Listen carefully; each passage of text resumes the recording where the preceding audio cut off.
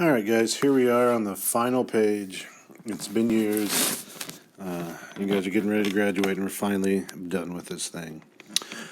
Alright, let's finish it off. 15, find the length of x, write out the appropriate formula. This is a rectangle. It doesn't look like the things were identified on there properly, and again, that's something we change by the time you actually get this worksheet. But it's pretty straightforward. So it's a rectangle. You have the right triangle there. So that's A, that's B, that's C.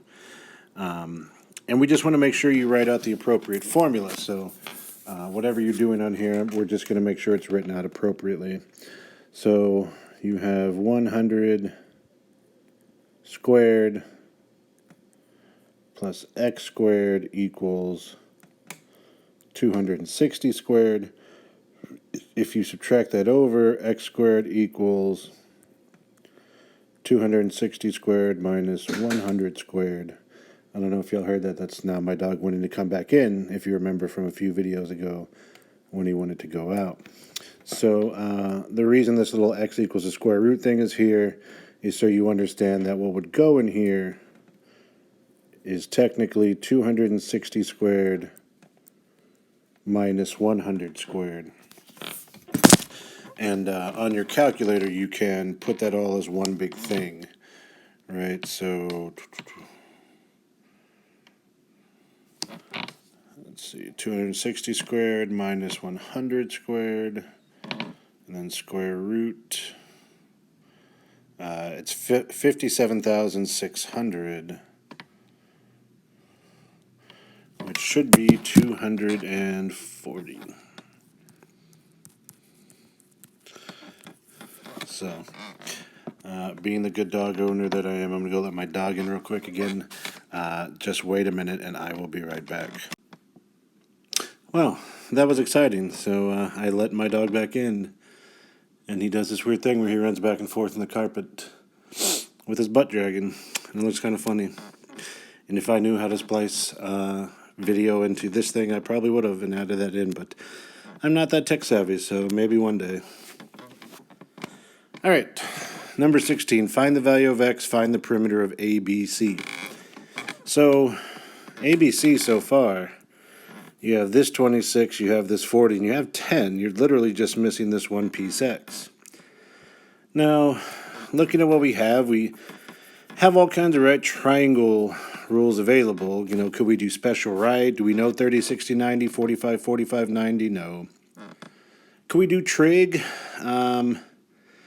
We can do something to find an angle measurement, but that's not really going to help us, right? And we don't have any angle to start from. So we're going to have to do Pythagorean theorem, the old reliable. But if you notice here,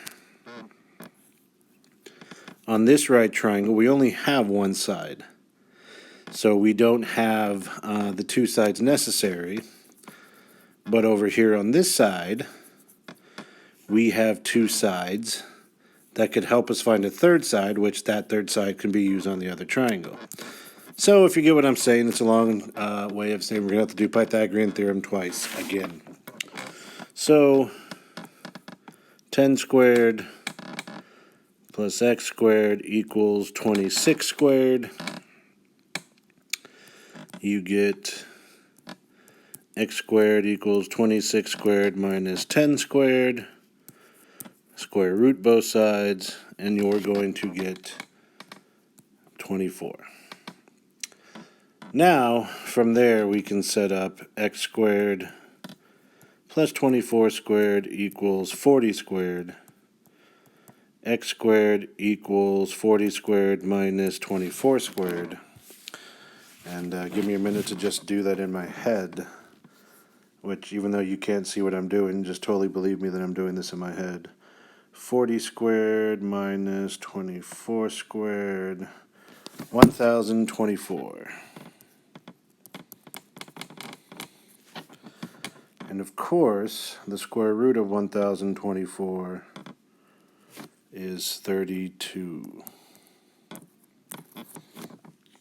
Now, not the answer to the problem. That's the length right there. And then the whole length for that side would be a 42, but we need perimeters. So it's 42, 26, well, 40, 26, 42, which is 108 units, since we don't have actual feet or meters or anything like that. All right, last problem, and then we're done with this review. What is the measure of angle A to the nearest degree? Gonna have to do some inverse trig here. That's opposite. That's not adjacent. That's hypotenuse. That would be adjacent, but we're not using it. Opposite and hypotenuse is sine. So remember, first we have sine of x equals the opposite 14 over the hypotenuse. All right, sorry I had to pause there for just a second because some stuff was going on. But again, through the magic of making videos and the pause button, you did not know that. And I could have waited 7 hours in between those two statements, and you would never know. So, back to this though. We're looking for the angle. So I know a lot of you know when we do inverse trig, it's that trig with the -1, and that's true. But make sure that you set it up correctly first. Right? So it's inverse sine of 14 over 26 equals x. So on your calculator, you're going to do the inverse sine. You're going to hit sine, you're going to choose that little one with the -1, and put the fraction in of 14 divided by 26. That goes in the parentheses. You get 32.578. That's a degree, which measure to the nearest degree, so 33. Okay, main key there was to make sure you remember how to do the inverse trig. Set it up the same way. You're looking for x. Just remember from here to here, you do that -1, but then it's that fraction of, in this case, opposite over hypotenuse that goes there, and that's what you put into the calculator.